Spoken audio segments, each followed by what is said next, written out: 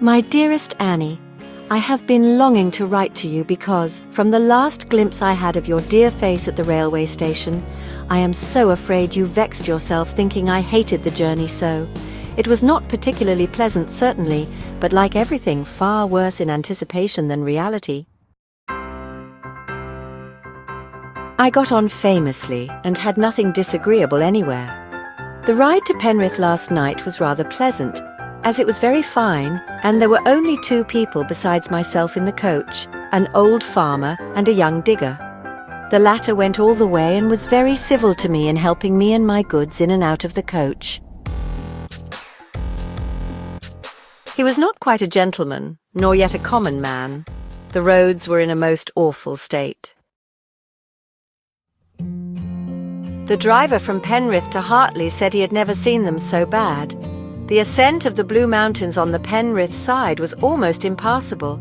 We went along for 4 or 5 miles with the axle tree buried in mud. I cannot think however the horses did it at all. We passed a carriage stuck in the mud which 2 horses had not been able to pull out, so they had been taken out and were standing by the side of the road, while a gentleman up to his knees in mud and a stupid Irishman were trying to fasten 4 bullocks to the carriage.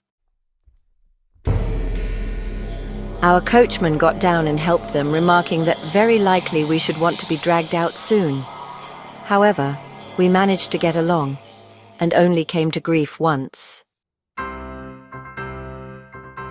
We went through the bush to avoid the sea of mud in the main road, and one of the leaders got frightened and turned off among the trees, dragging the coach against some saplings and nearly upsetting it.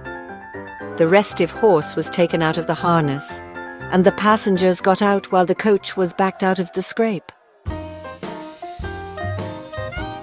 The road was better when we got to the top of the mountains, though bad enough everywhere.